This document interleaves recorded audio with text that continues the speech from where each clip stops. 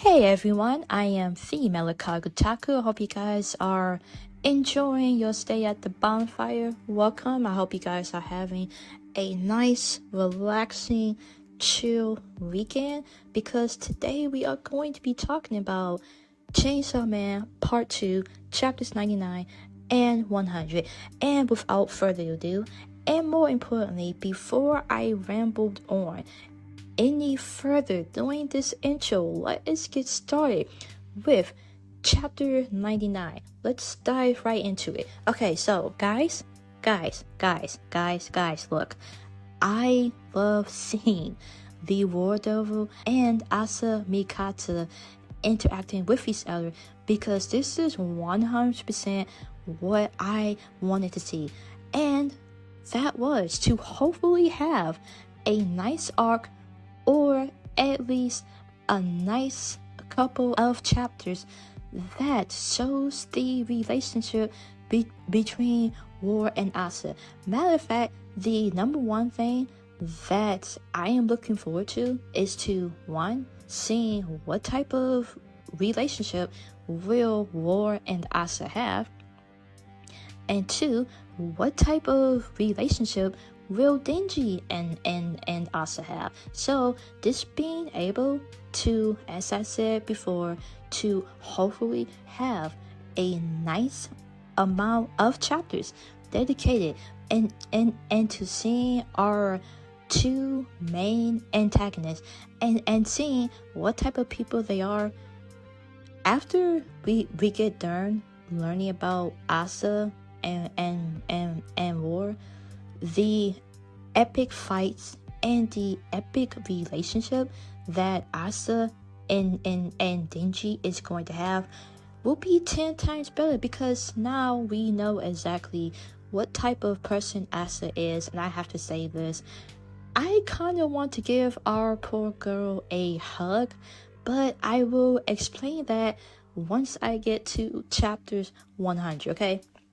So, besides just seeing the epic relationship development between our girl and the War Devil, another reason why this chapter is so top tier to me is being able to witness the psychological, mental Olympics war frame situation going on between War and Asa, because I think we all know that the War Devil seems like the type to use any known advantage that they can get their hands on, which basically means, hey, as that saying goes, all is fair in love and war, which means that when it comes to having a war, you have to use any strategy that you can get your hands on, because war itself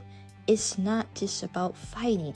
It's about, as I said before, the whole psychological mindset, like trying to think, how exactly will my enemies tick, and what exactly can I do to get under their skin. Let's talk about Denji once again, because I am absolutely enjoying the fact that Asa and the War Devil are going to have a completely different relationship than that of Denji and Buchita, because Denji and Buchita, their relationship was that based on love. As I said before in my last video, basically Chainsawman, if you take away all of like the epic chaotic craziness of it, Chainsawman is literally about the relationship between a boy and his dog. So part 1 kind of had like that whole wholesome, pure emotional attachment because of that.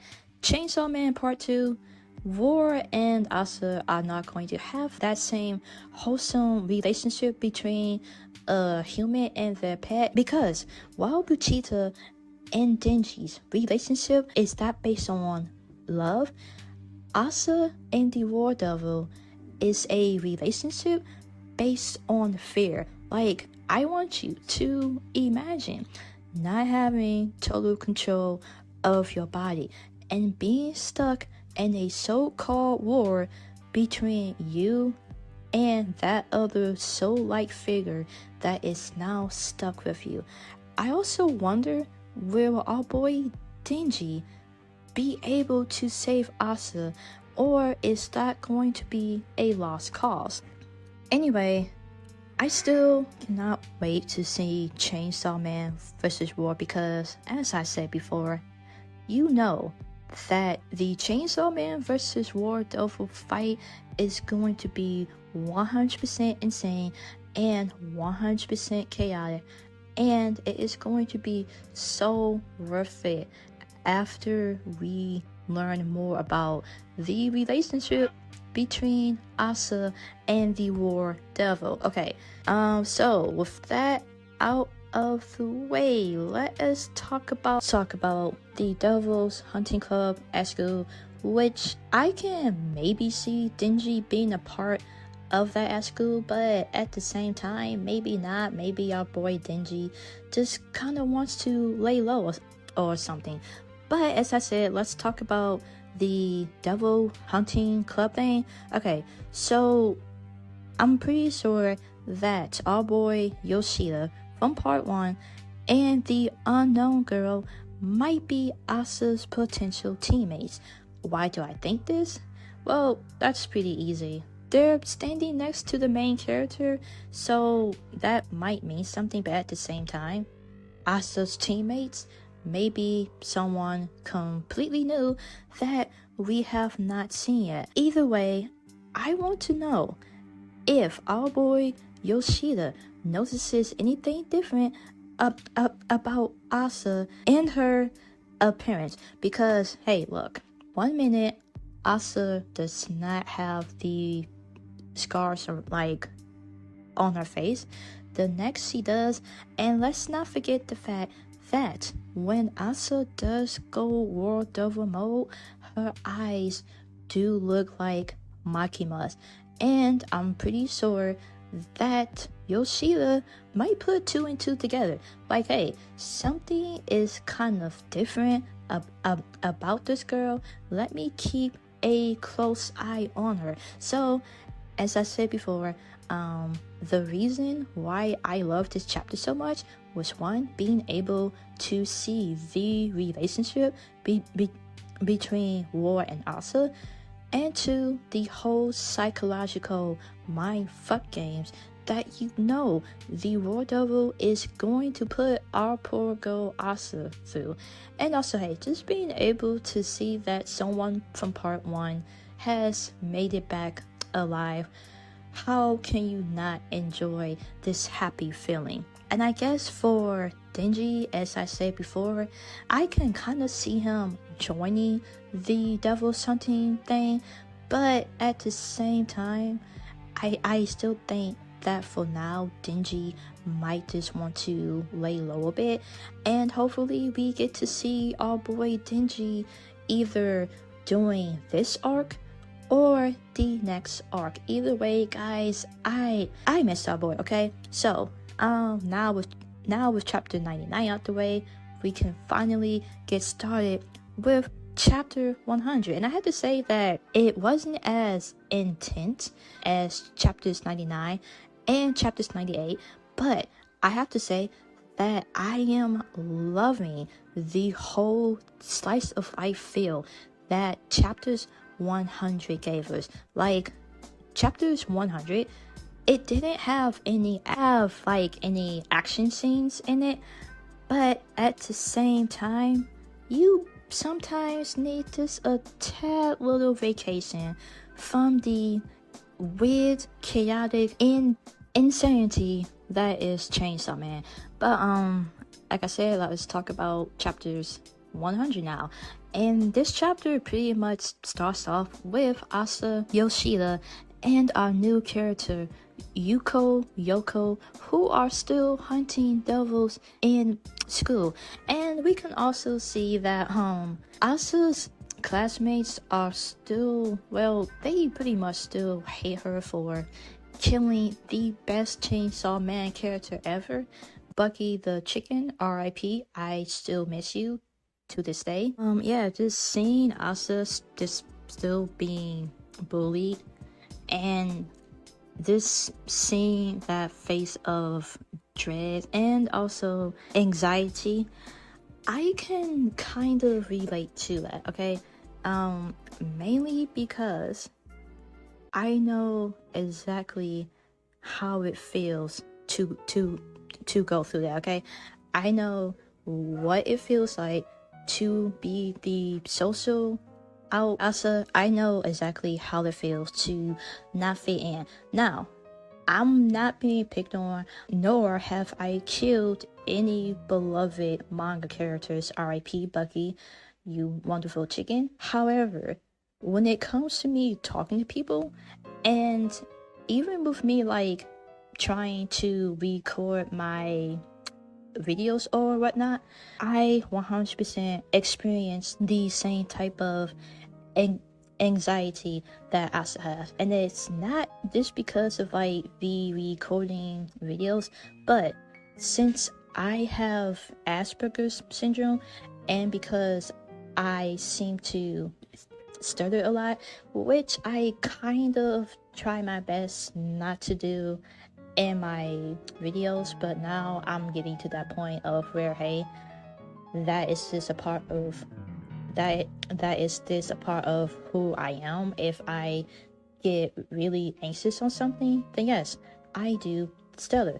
But at the same time, if I absolutely love talking about something, I might stutter on that too. So with me not being able to understand the whole social interaction, I don't really know if that's like the best word for me to use, but with me like not knowing what to do, I 100% will always feel anxious about talking to people, whether it's through real life or like maybe online. Or hey, as I said before, just trying to record one simple video, that takes a lot out of me. So when it comes to like also this feeling extremely anxious, granted, I'm not the black sheep of like, well, school anyway, but like just being able to read what Asa is going through, and me knowing what this poor girl is going through, and like also like just the whole depression aspect. I guess what I'm trying to say is I know what it feels like to want to pretend that everything is fine, and to like this also just kind of keep it to yourself so you don't bother anyone. But hey, as I said before, I want to give our girl Asa a hug, and that's like the main reason for it, because yeah, going through that shit is, especially during high school, it's not the best situation. But at the same time, Yoko, the main reason why I love Yoko so much is that the way Yoko offers our girl a shoe so that Asa doesn't feel alone. And I think that Yoko herself is going to be that person who finally gets Asa out of her shell. It's like, hey, sometimes you need that one particular person to help you get out of yourself. For Asa, it might be Yuko. For me, it was my husband. My husband is legitly my version of Yuko. Because he is like 100% the type to fully offer his shoe if it meant that you don't have to, well, pretty much walk barefoot through like a hot sidewalk trying to get home. But that's enough of that. Anyway, I absolutely love Yoko. And as I said before, I think that hopefully her friendship with Asa is going to be good. But at the same time, if they do somehow become friends, that will mean that in a way the War Devil will quote unquote own Yuko, which means that Yuko might be turning into like a human bond. But yeah, this being able to like see someone as good natured as Yuko, and also wondering when exactly is she going to die, because I have a feeling that once Yuko does die, I might actually shed a tear, okay? Because I will love to read more about our new main trio, which is hopefully Asa, Yoshida, and Yuko, and just being able to see what type of dynamic will these guys have. But yeah, I love Yuko. Like I said, it's like having that one person in your life can make a huge difference. It's like, hey, I am like this extreme, anxious, depressive mess, but I have like at least one bit of light in my so-called shadow filled, void filled, darkness filled life. I also kind of found it funny that the War Devil kind of offered to take care of the whole bully problem, because you will think that the War Devil would not give two shits about this. But as I said before, I found it funny because this is the way that the War Devil this offers to take care, which 9 times out of 10 it was just going to be the War Devil killing off like her bullies or whatnot. Yeah, was just kind of a surprise for me. But besides our main trio, it seems like both Yuko and Yoshida are like both fans of Chainsawman, so it would be kind of interesting to see what type of interaction would these two have once they meet Denji. Although I'm pretty sure that Yoshida already knows about Denji since he is a devil hunter from part 1, but you know, that's like probably somewhere else down the line. So yeah, I think that is it for chapter 100 and chapter 99. Chapter 99 I love for like the reasons of what I said during like the first part of this extremely long video.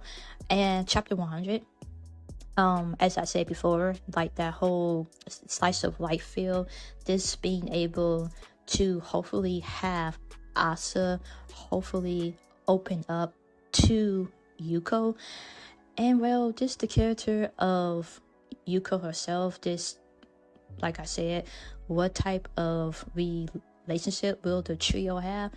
And hey, as I said before, I just want to give our poor girl Asa a hug. Either way, that. But hey, yeah, I think I'm going to end it here because this is like a almost 30-minute video. But at the same time, most of like my Chainsawman chapter review videos might just be like a 2-for-1 special, mainly because it's going to be like a lot easier for me that way.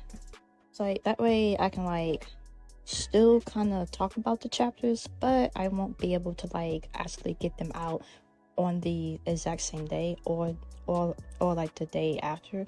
So hey, as I said before, this might be a good way to just talk about the Chainsaw Man and what happened in Chainsaw Man Part 2. So basically, if you guys happen to enjoy this video, then please hit the like button. And if you want to see more Chainsaw Man content, or hey, just any other random type of content that I can come up with, then hit that subscribe button.